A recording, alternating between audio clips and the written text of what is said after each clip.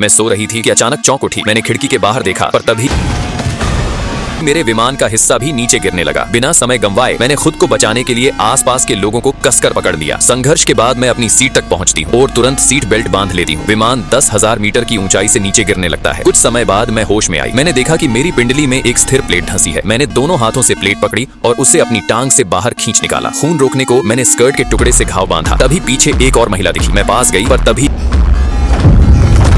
मैं डरकर बेहोश हो गई। जल्द ही मच्छर के काटने से मेरी नींद खुली और मुझे हेलीकॉप्टर की आवाज सुनाई दी। मैं दर्द भूलकर खाली मैदान की ओर दौड़ी। मैंने स्कार्फ लहराते हुए जोर जोर से चिल्लाना शुरू किया ताकि पायलट मुझे देख सके, लेकिन पायलट की नजर मुझ पर नहीं पड़ी। मैं वापस विमान के केबिन की ओर बढ़ी, पर वहां पहुंचते ही मैं दंग रह गई। अंदर एक बाघ लाश खा रहा था। डर के मारे मैं धीरे धीरे पीछे हटने लगी, लेकिन तभी मेरा पैर सूखी टहनी पर पड़ा। पर तभी हेलीकॉप्टर के शोर से डरकर बाघ भाग गया। शांत होने पर मुझे याद आया कि पायलट ने विमान के पश्चिम दिशा में उड़ने की बात कही थी। मेरे पति का विमान हिस्सा पहले ही गिर गया था, इसलिए मुझे यकीन था कि वह पूर्व में होगा। मैंने टैग से सेफ्टी पिन निकाल उसे सीधा किया और कपड़े पर रगड़कर चुंबकीय बनाया। फिर पिन को तैरती पत्ती पर रखा। पत्ती घूमते ही मुझे सही दिशा मिल गई। नदी किनारे पानी पीकर मैंने थैली में पानी भरा। फिर विमान से लड़की का कोट लेकर पहन लिया। जूते की एड़ी तोड़कर और पैर पर पट्टी बांधकर मैं पति की तलाश में निकल पड़ी। मैं घायल अवस्था में लंगड़ाते हुए घने जंगल में बड़ी मुश्किल से पहाड़ी चढ़ने के बाद समतल जमीन देख मुझे थोड़ी राहत मिली। तभी अचानक मेरा पैर दलदल में जा फंसा और मैं आधी कीचड़ में धंस गई। मौत के करीब मैंने पूरी ताकत से डाल पकड़ी और खुद को बाहर खींच लिया। मजबूरन मुझे समतल मैदान छोड़ पथरीला रास्ता चुनना पड़ा, पर चढ़ते समय अचानक मेरा पैर फिसल गया। मैं पूरी ताकत से रेंगते हुए पहाड़ी की चोटी पार कर गई, लेकिन मुसीबत खत्म नहीं हुई। पेड़ के पास रुकते ही वही बाघ फिर सामने आ गया। इस बार बाघ ने मौका नहीं दिया और मेरी ओर बढ़ा। मैं घायल होने के बावजूद तुरंत जान बचाकर भागी। बाघ से बचने के लिए मैं गड्ढे में कूद गई और बाघ चला गया। बाहर निकलकर पूर्व की ओर बढ़ते हुए मुझे खाने और लाइटर वाला सूटकेस मिला। रात को अलाव जलाकर मैंने खाना खाया और सुरक्षित महसूस किया। सुकून की नींद के बाद अब मेरी हालत बेहतर थी। ताकत लौटते ही मैं पहाड़ी पर चढ़ गई और मुझे विमान का मलबा दिखा। पति के जीवित होने की उम्मीद में मैं तुरंत नदी किनारे पहुंची। तैरना न जानने के बावजूद मैं बर्फीली नदी पार करने लगी। फिसलकर गिरने और खड़े संघर्ष के बाद मैं सुरक्षित किनारे पहुंच गई। केबिन में पति तो नहीं मिला, पर मुझे एक सिग्नल गन मिल गई। गोली चलाने से पहले मैं रुक गई। बचाव दल को संकेत देने में ऊंचाई की ओर बढ़ी, पर गिरते तापमान और गीले कपड़ों के कारण मेरे हाथ पैर अकड़ गए। आग जलाने की कोशिश नाकाम रही क्योंकि लाइटर भीग चुका था। मैंने देखा कि पेड़ पर मेरा वही बैग टंगा है जो मैंने पति को दिया था। मैंने जल्दी से अपने पैर का घाव बांधा